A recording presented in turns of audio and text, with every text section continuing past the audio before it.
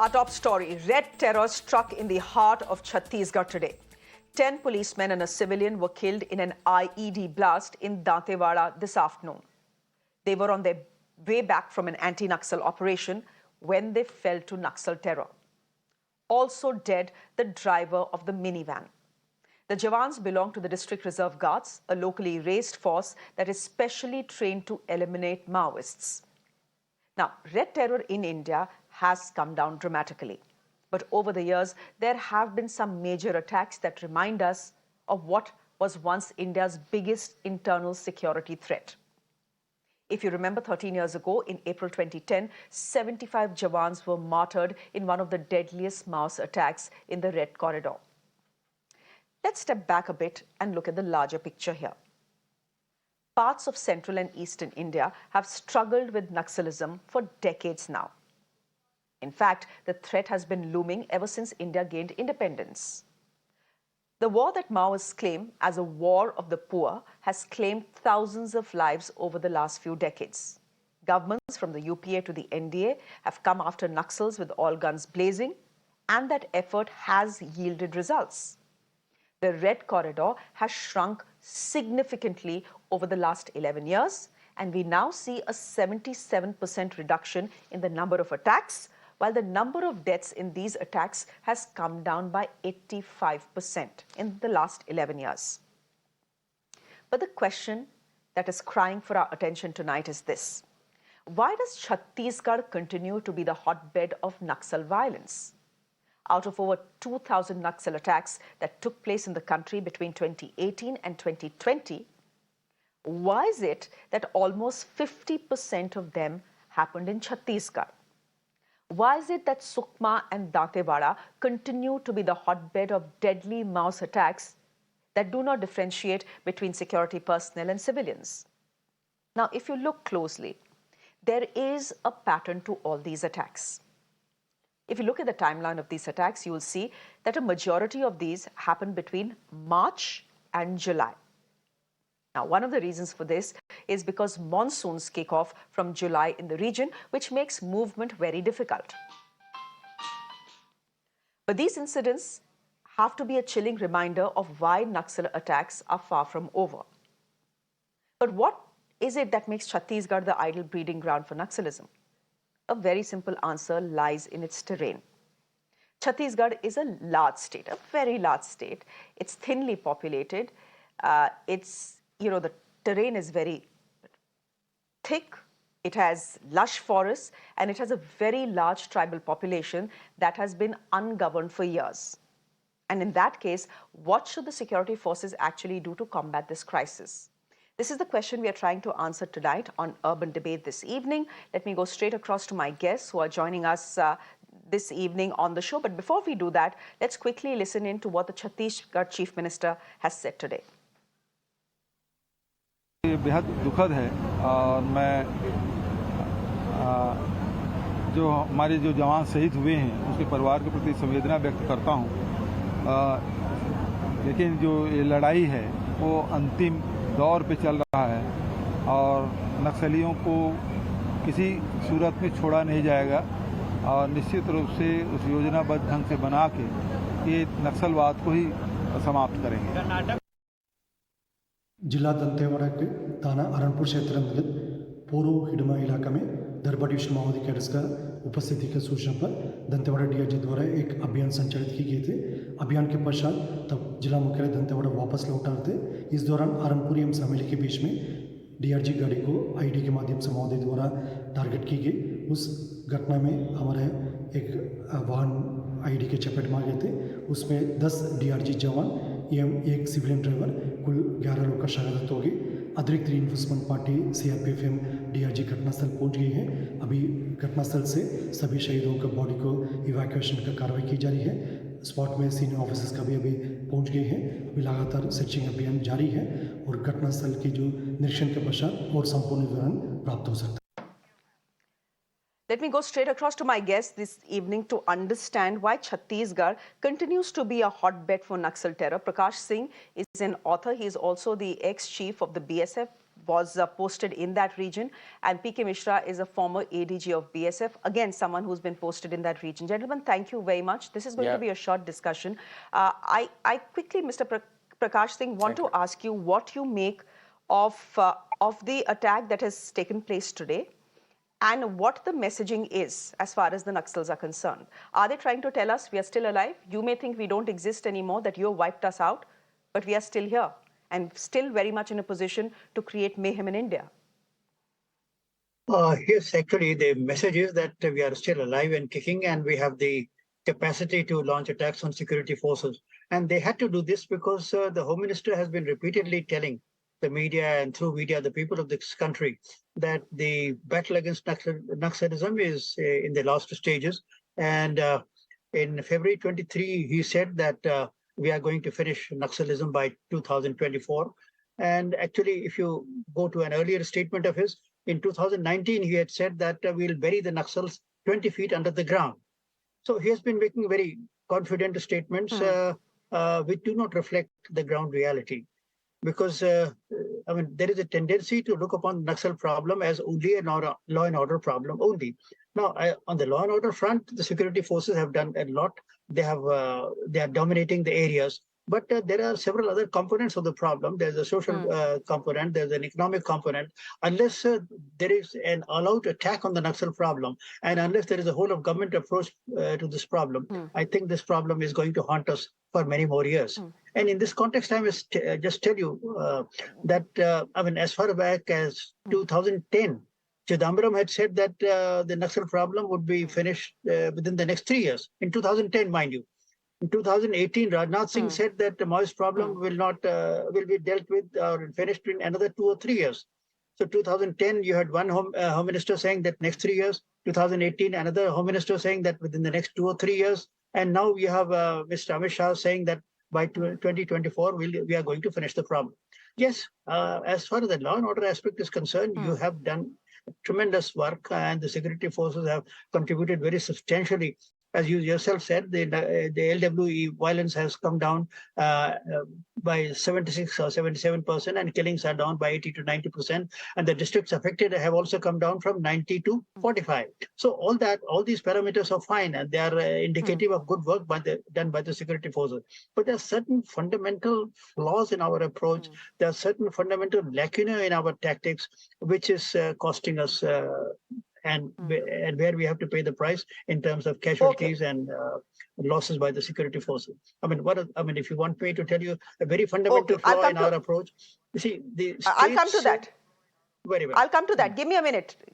Give me a minute, sir. I'll come to that. I'll come to that. PK Mishra, you know, it's been pointed out that there are flaws in our approach to Naxalism, because of which the numbers may be down, but once in a while we do have these big bang attacks that make headlines across the country. And this is such a big loss for the nation. After all, the district reserve guards are who? These are local boys. This is a locally recruited force that is specially trained to fight the Maoists. You know, the entire approach of the government of India has been that if you develop areas like Dantewada, if you develop areas like Bastar, if you build an infrastructure, if you build roads, if you build schools, if you build factories, which the government has tried to do, development will be the answer to Naxalism. That Naxalism will come down if people have employment, if their children are going to school, if they know that the government is committed to their welfare. Is that something that is not working in at least these pockets where we constantly hear of attacks? Say Dantewada, say Bastar?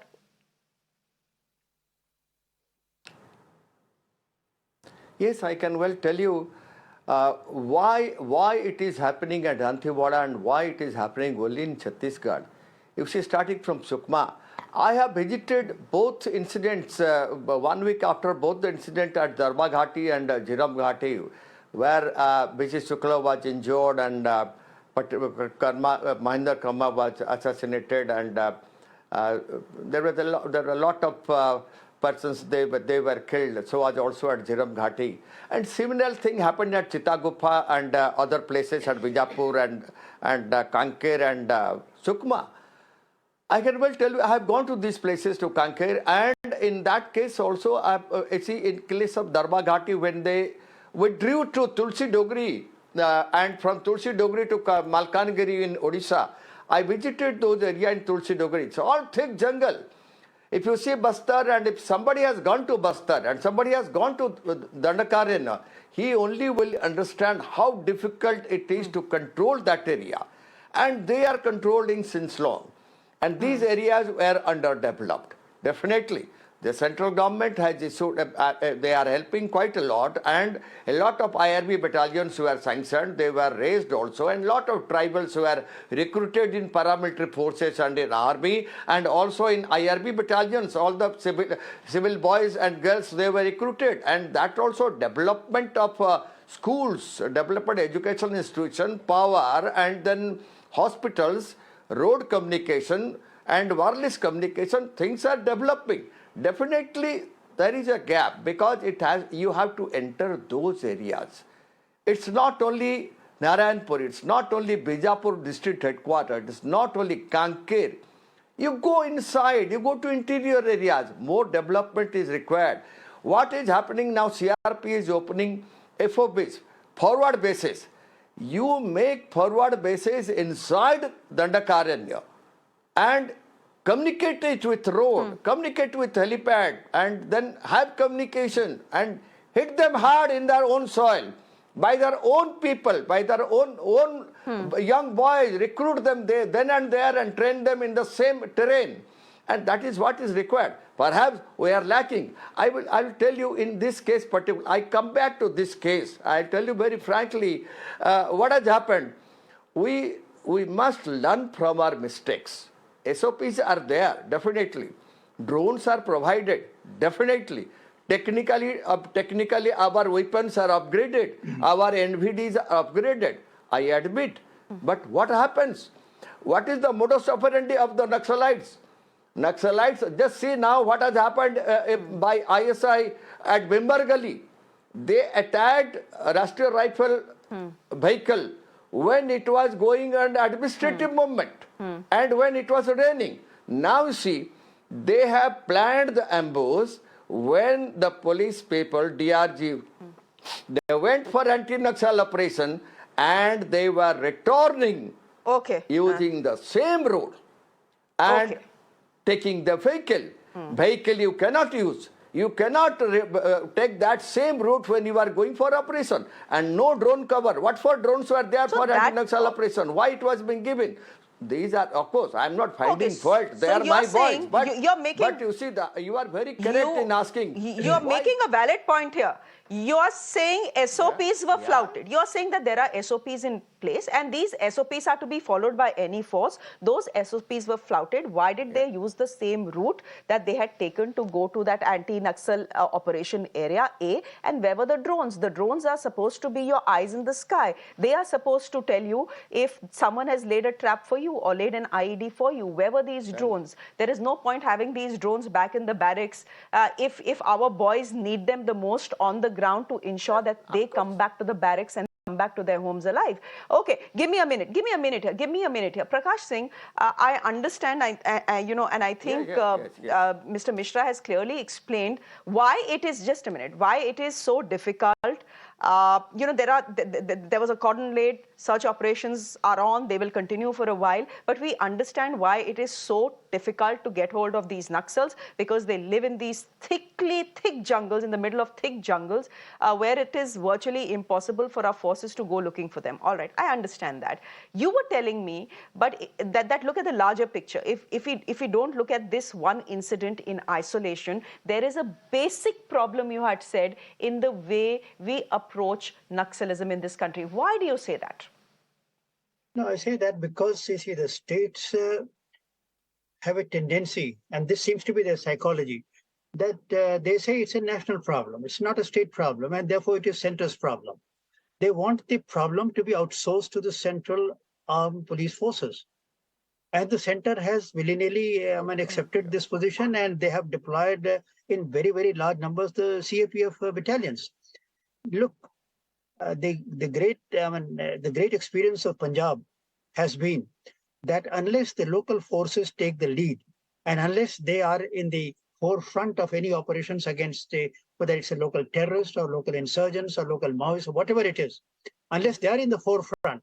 And the Central Armed Police Forces can only play a supporting role, because the local police, they know the terrain, they know the language, they know the people, they have probably served in those areas, whereas the CAPF units come from different parts of the country.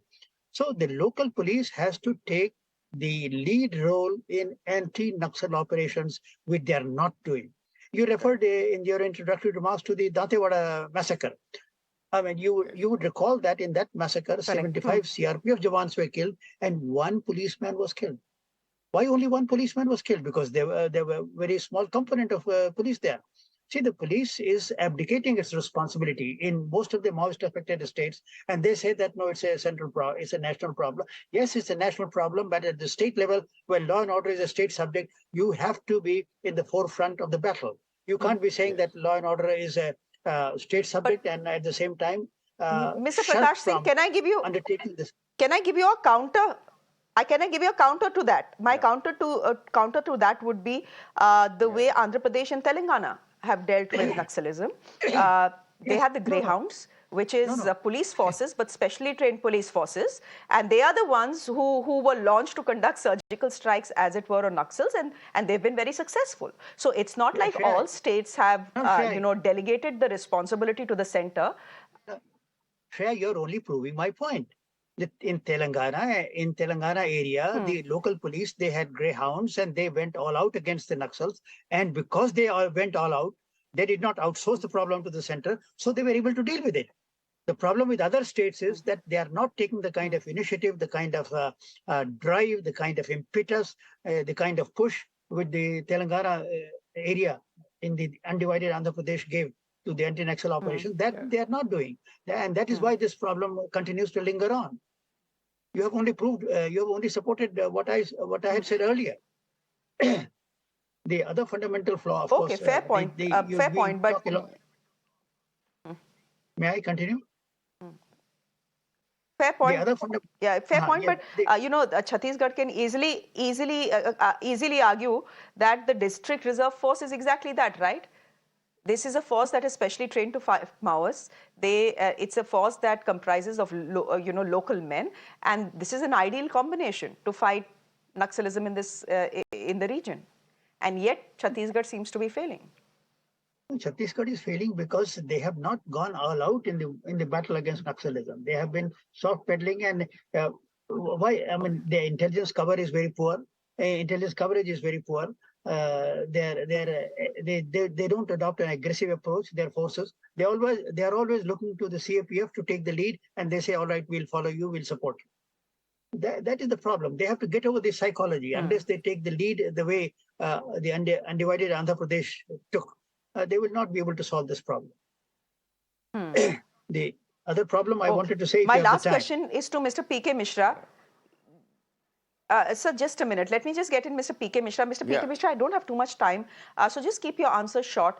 I mean, I'm not asking you to look into a crystal ball, but since the two of you have looked at Naxalism in this country so closely, I want to ask you whether we will see these sporadic attacks in Chhattisgarh and other parts of India, or is the situation, you would say, largely under control? That yes, you will see one or two of these big incidents every year, but apart from that, it can be said that Naxalism in this country is under control, that you've managed to wipe out a large chunk of it. Yes, Naxalism has definitely, we have controlled more than 75% what it was there 20 years before. But I can well tell you, looking into these attacks in Chhattisgarh particularly, you see Andhra, you see Telangana, you see Odisha also. Things are much better in Odisha also. Andhra, Telangana, definitely Greyhound they have done. Now Odisha police has come up to the expectation. Problem with Chhattisgarh police is, see, this Bastar and all, they want that, okay, CPMF to be, and it should be handed over to CPMF. Train your own police.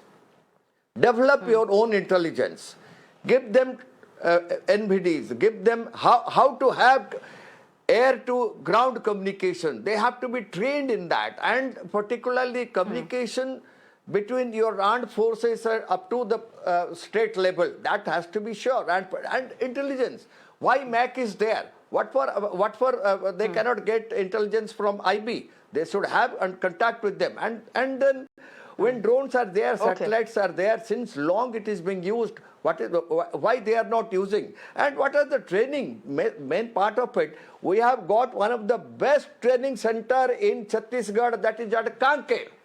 Why they cannot train all the IRB battalions and Chhattisgarh police in Kanker training institutions or of army? They should do that, and they should come up to the expectation, go to interior areas and hit them with local intelligence. Main thing is local intelligence. That will help them. We are calling this, we are calling this local terror. We are calling them Maos and Naxalites. But let's be, just a minute. But let's be very clear, ladies and gentlemen, to all our viewers who are watching us. These are terrorists. These are terrorists, and there is no other word for them. They are terrorists who are killing citizens of this country. They are terrorists who are killing jawans and policemen of this country. So these are terrorists, and they need to be dealt like terrorists are dealt with in any other country. We'll leave it there for the moment. Thank you very much, Prakash Singh, for your inputs and your perspective. Thank you very much, Mr. K Mishra, for joining us as well. On that note, I'm slipping into a break on the show. Thank you, sir. Coming up next, it is day protest in Delhi. We are telling you what has happened in the Supreme Court today. Do stay with us.